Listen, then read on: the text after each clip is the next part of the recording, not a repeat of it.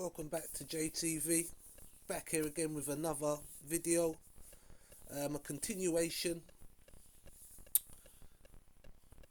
from the Caribbean series.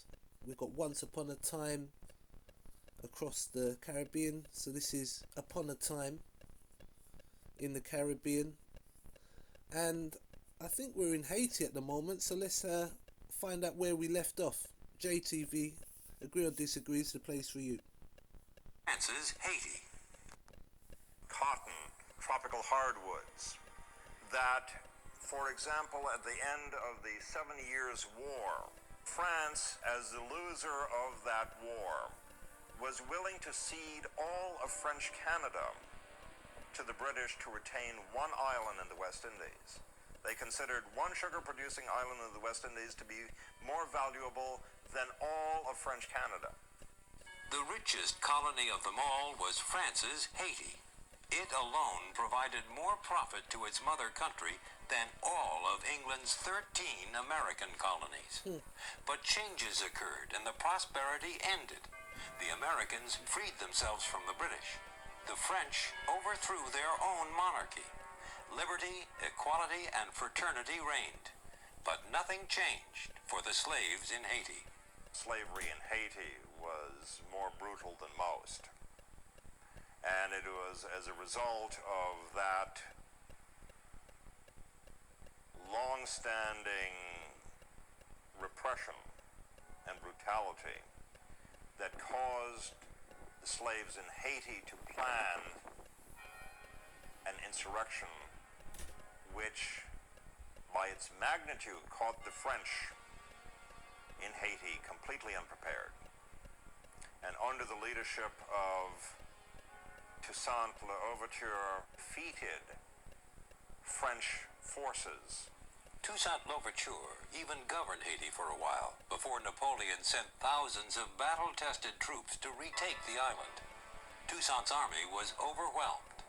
Although he didn't live to see it, the rebellion Toussaint Louverture led became the first slave uprising in history to achieve freedom, and Haiti became the first nation in the Caribbean.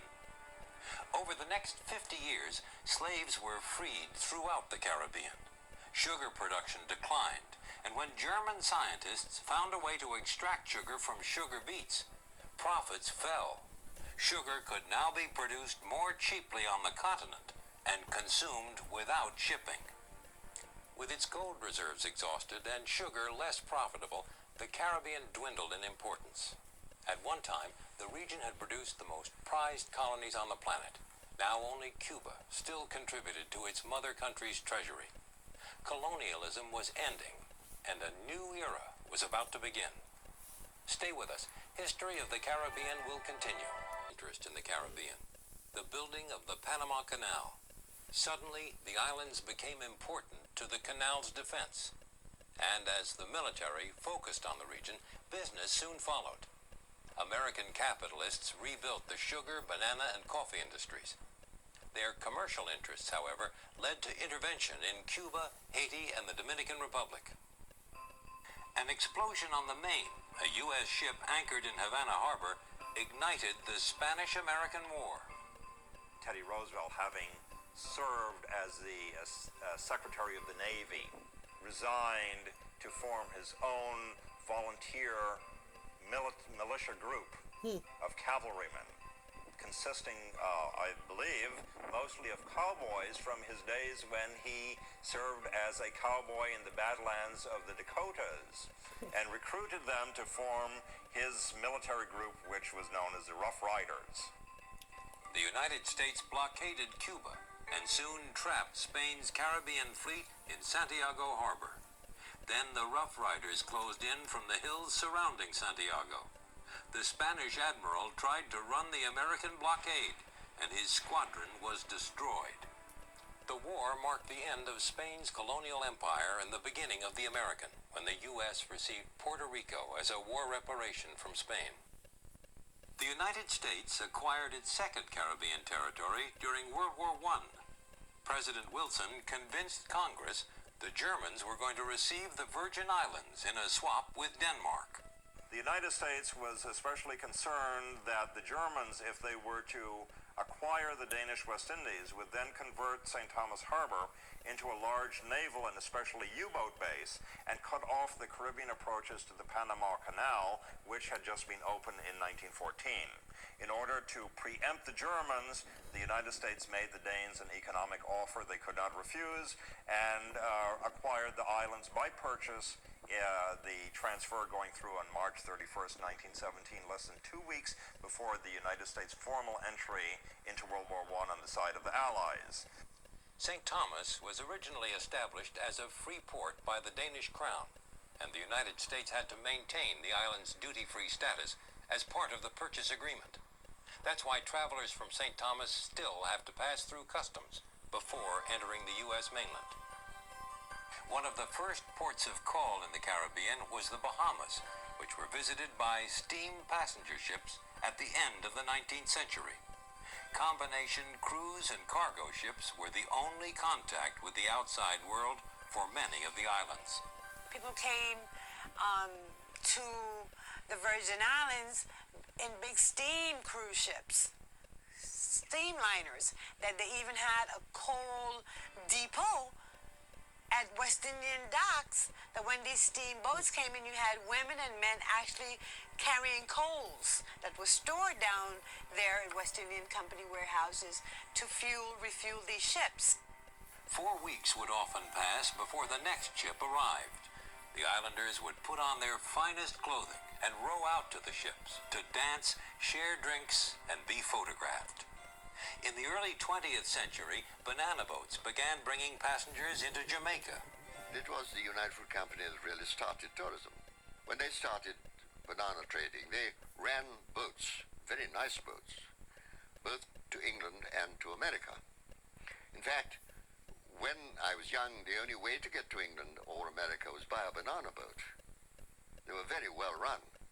And they built the first tourist hotels here. In fact, several hotels sprang up to accommodate the ever-increasing number of visitors. The luxury ones became trendy vacation spots for luminaries such as Clara Bow and Errol Flynn. World War II's greatest effect in the Caribbean was on tourism. The U.S. had taken control of military bases on several British West Indies islands in exchange for 50 American naval destroyers. Military engineers had constructed barracks, fortified harbors, and extended airport runways. Returning American soldiers told wonderful stories of the island's beauty. What is significant about the World War II in the Caribbean was that those very same American Lend-Lease bases from the British, especially the air bases and the naval ports, formed the basis in the early 50s for the fledgling tourist industry to the West Indies. Airlines began making use of the military runways. Ships began to specialize in cruises alone, and the islands began to promote tourism. Ultimately, jets made travel faster and less expensive, enabling the industry to develop further from the U.S. mainland. Explorers still come to the Caribbean, only now they're armed with cameras, and their interest is recreational. And the islands they discover already have names and nationalities all their own. The Caribbean region now consists of independent states, associated states, and colonial dependencies. Whatever their current status, the island's early influences remained. The modern Caribbean is a dynamic collision of cultures: African, Asian, European, Native American, and American. Creole, the blending of old traditions on new soil, is standard practice in every island's culture, and Creole languages are found on most of the Caribbean islands. English was the dominant language at the time here. And then, of course, you had the Africans being brought in from West Africa, and they spoke their own tongues, and then they incorporated some of their words and French words, English words, and they came up with this language was called a Dutch Creole. And the planters themselves and the owners of the estates and their overseers could not understand this language. The Creole languages are used for informal communication and serve to bond each island's populace together. Accents and inflections differ. The English you hear on Barbados sounds different from the English in Jamaica, and the music you'll hear will be just as different. The sheer musical diversity of the Caribbean is unequaled. Virtually every country or island has its own song and dance style: ska, zouk, cadence, merengue, calypso, soca, or the most popular Caribbean music in the world, reggae, to name just a few. The thing that makes Caribbean music fascinating is the combination of the Western influences, the European influences, and the African influences. These things found their way to the Caribbean and got blended somewhat differently on each island and come up with this wonderful mix that we refer to as Latin or Caribbean music. But the music is based not from the bottom up like Western music. You don't have a bass part that is embellished with chords and a melody, but it's embellished from the top down, from the rhythm.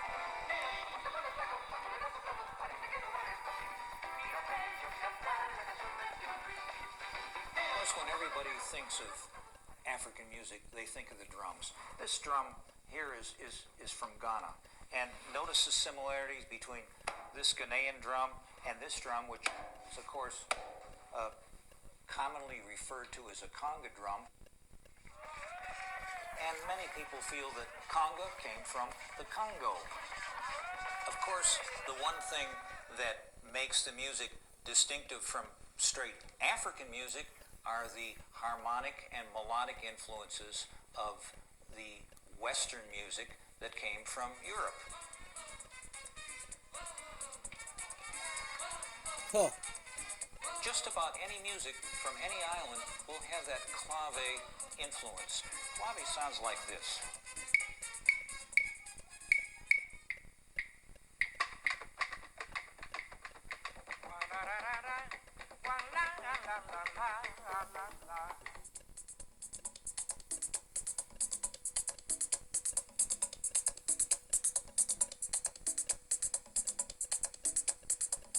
Calypso music, for instance, is just the 3 without the 2.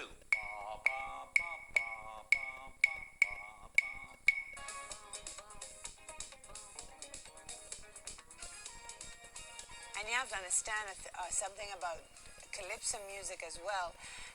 Being that they could not play drums, the Africans living here in the Danish West Indies at the time, drumming was outlawed because that was a form of communication. So they would make up a song.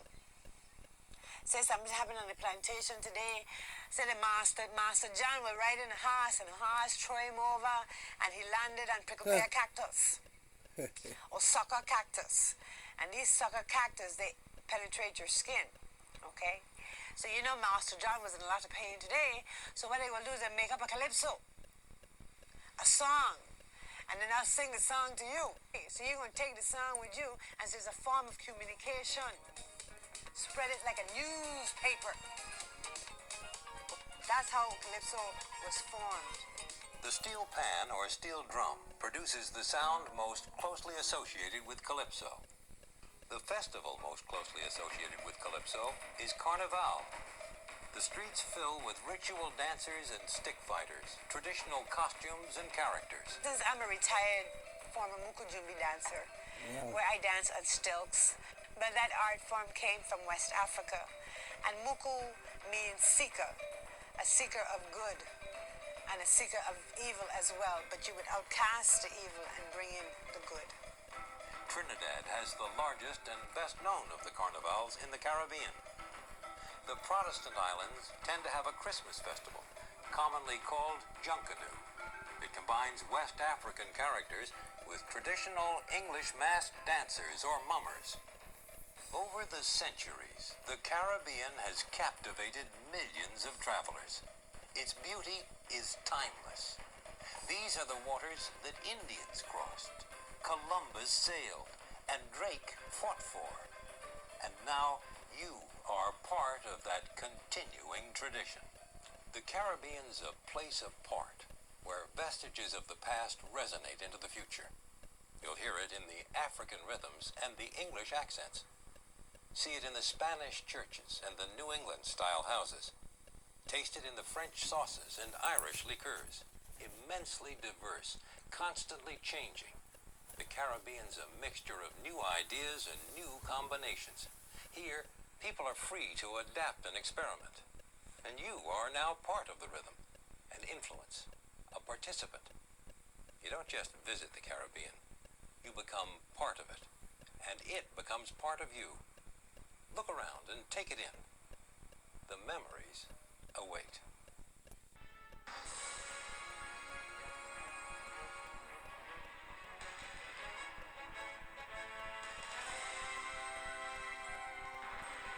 Only got 12 views in there. Even travelers unfamiliar with the joys of island hopping will quickly learn to appreciate the many pleasures to be found on the islands of the calm Caribbean Sea. Located in the southern half of the chain of Lesser Antilles, the islands of Dominica, St. Lucia, Saint Vincent, and the Grenadines form the archipelago known as the Windward Islands.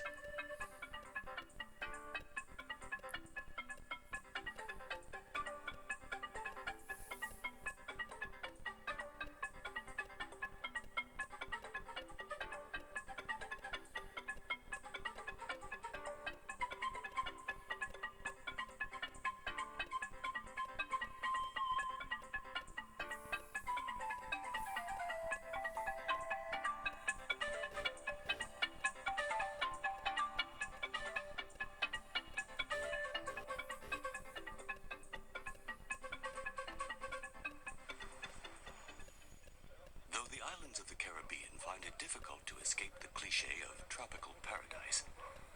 Dominica is unique in trying to display its originality and holds many surprises for the visitor. This mountainous island was discovered on a Sunday in 1493 by Christopher Columbus during his second voyage to this region. He named it Dominica after the day of the week on which he first set eyes on its lush shores. Dominica's capital, Roseau, is located on the western part of the island. It's a busy town, typical of many small Caribbean port towns. Small businesses thrive here. The charm of Roseau lies in its easy way of life, its friendly inhabitants, and the many shops which line the main street, King George V.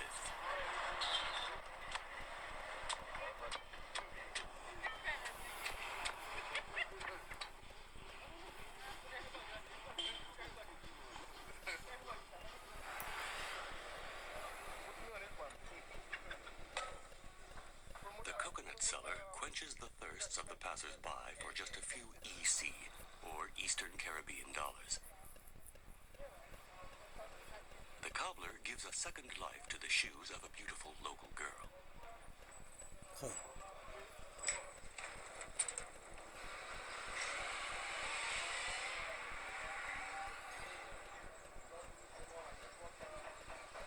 The town has joined to the modern world in many aspects. But the architecture of the traditional wooden homes, with their decorative railings, has remained the same for centuries. Dominica's highest mountain, the Morne Diableton, is located in the northern part of the island. Its slopes have been sculpted by the abundant tropical rains which fall in this area. Giant vines grow alongside exotic mosses and ferns, in the shade of breadfruit and gum trees. Bertrand Jean-Baptiste worked as a guide for the Dominican Forest Department. I am Bertrand Jean-Baptiste, a Dominican, and I work in Forestry and Parks Services, and I'm in charge of this part of the island as my working area. To my right here is the Northern Forest Reserve, which is 22,000 acres of prime rainforest. And to my left is an additional 203 acres, which was recently purchased from a private owner as extension habitat for the parrots, and also it serves as a water catchment for the Picard River, which supplies the town of Portsmouth with fresh drinking water. I work with the protection section at Forestry, and at the moment I am engaged in monitoring of our two endemic species of parrots, locally known as the one as a jackal and two as Cicero. Of course, the Cicero is accepted as our national bird, and there are about 80 to 150 remain in the wild. And it is Amazona imperialis. The jackal, we think it's over 600 remaining in the wild, and it is Amazona arusiaca.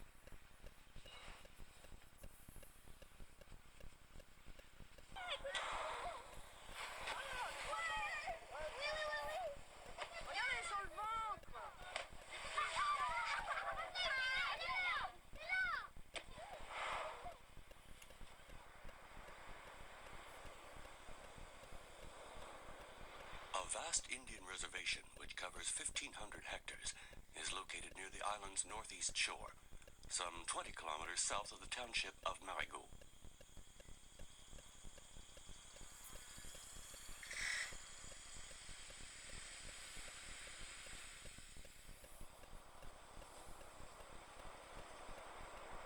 Granted by the English in 1903 to the last Caribbean Indians who still lived in the islands, the reservation is inhabited by approximately 3,000 Indians, most of whom are of mixed blood.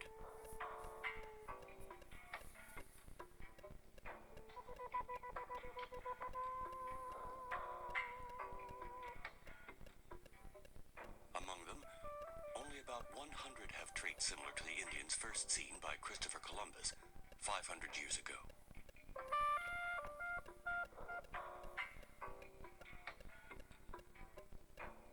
The inhabitants elect a new chief every 5 years.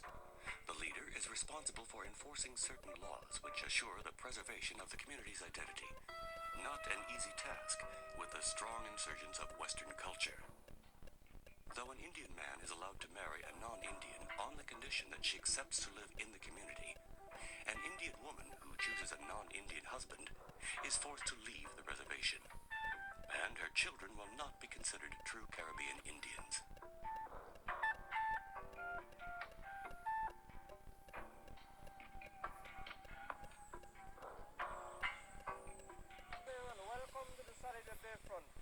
My name is Charles Williams. I'm a Carib Indian living at Crayfish River just about 2 miles from here. This is the bayfront where the Carib people earn part of their living. As you can see, this is a Carib canoe that has been made from the time that Columbus discovered the country. We find those canoes were then and they're still up to today. The things that we do for livelihood are fishing. As you can see, our canoes, although we were placed on the rough Atlantic side by the Europeans, they chased us off. We didn't have arms to fight them. So our little bow and arrow could not stand up against gunpowder.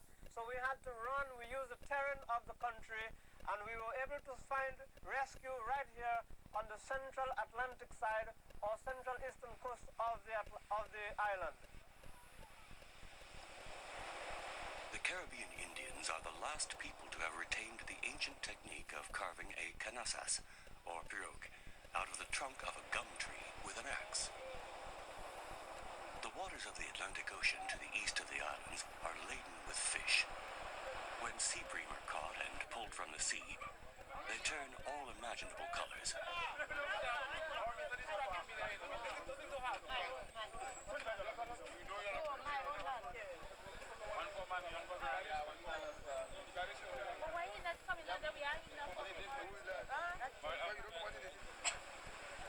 Are a true terrestrial paradise, a place of lush islands and turquoise seas. The history of many of these islands dates back to the voyages of Christopher Columbus.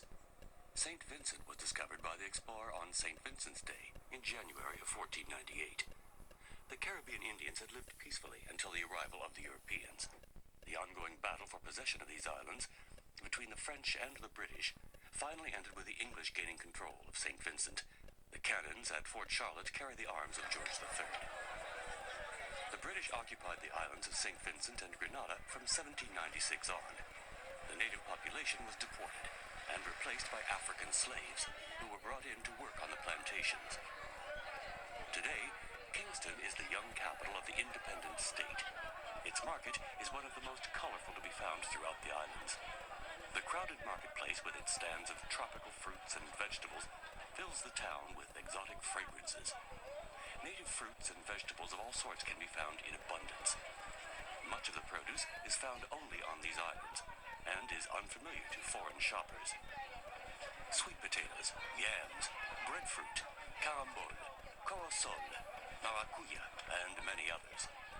The activity of the marketplace, the cries of the merchants, and the sounds of the busy streets all mix together under the heat of the noonday sun.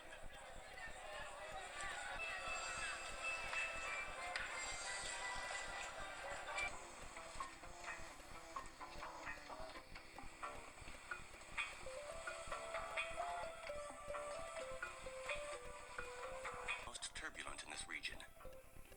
Vied for by both the French and British, Grenada was finally awarded to the English in 1783 by the Versailles Treaty.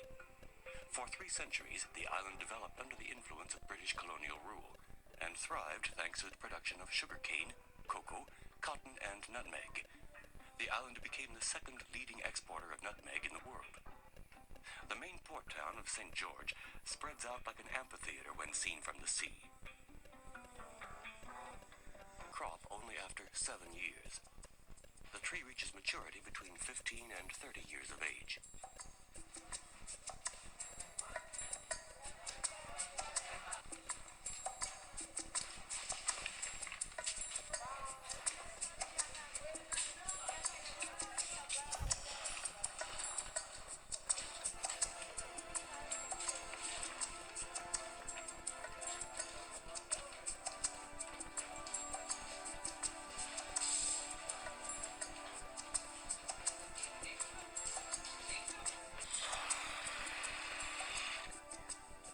Are sorted, measured, and put to dry after being cleaned. The small interior nut rattles when the drying process is complete. This can take up to 2 months at the cooperative.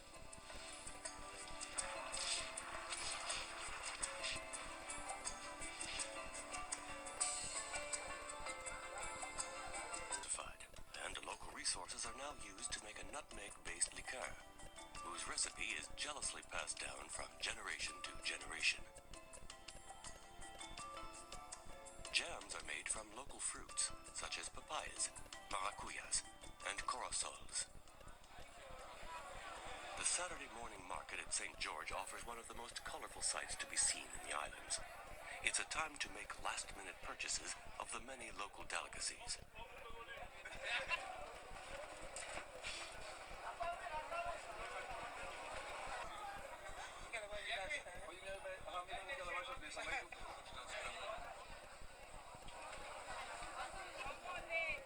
It can produce strong cures. He's become quite well known in these parts for his knowledge of medicinal plants and natural remedies.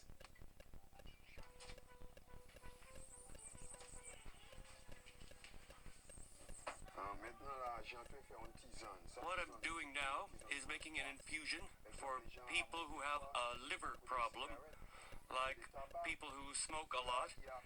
This infusion is made with the root of the coconut palm.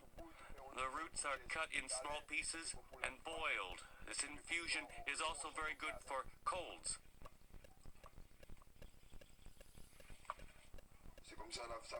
After the infusion is made, it's put in the refrigerator or drunk right away.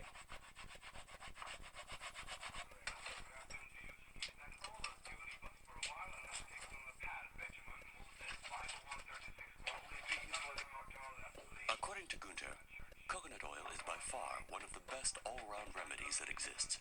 He uses it primarily to soothe the aches and pains of muscles and joints.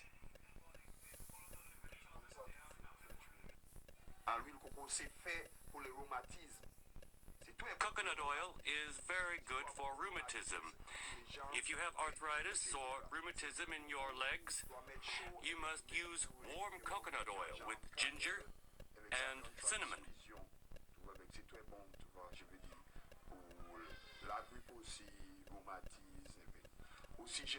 The oil can also be used for cooking.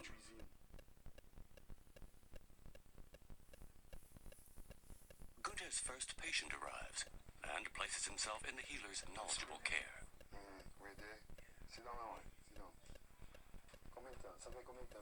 How long has your leg been like this?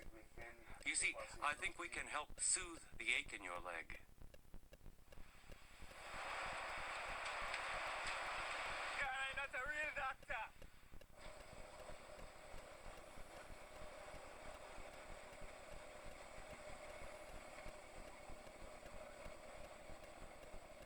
The annual migration of the endangered humpbacked whale through the waters surrounding the islands is always an impressive sight. The whales have traveled from the Arctic waters off of Greenland down to the warm Caribbean Sea to give birth to their young. It's not unusual to see spumes of vapor rise into the skies around Dominica as the whales surface to breathe. Little by little, the harpooners of yesteryear have been replaced by scientists armed only with cameras and monitoring equipment.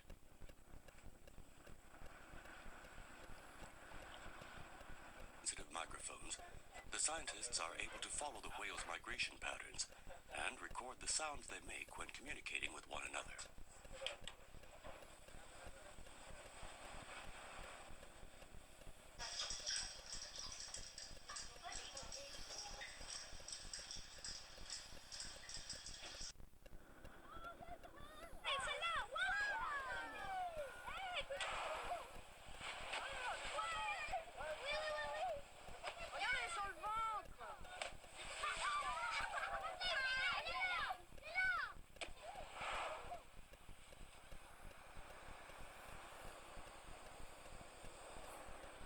A vast Indian reservation, which covers 1,500 hectares, is located near the island's northeast shore, some 20 kilometers south of the township of Marigot.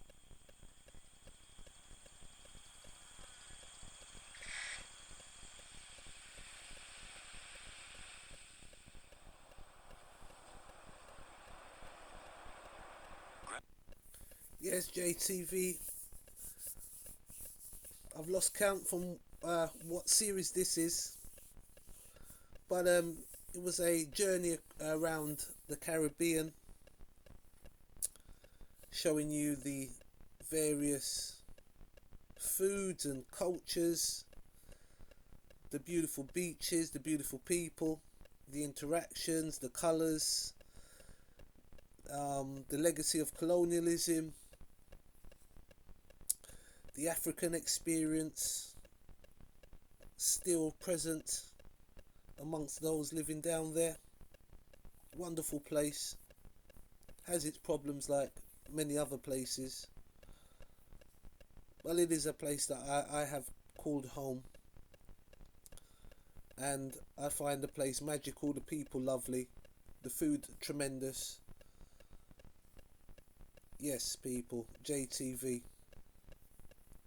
So we're going to close out on this one, and I'll catch you back for the next one. Peace out, people.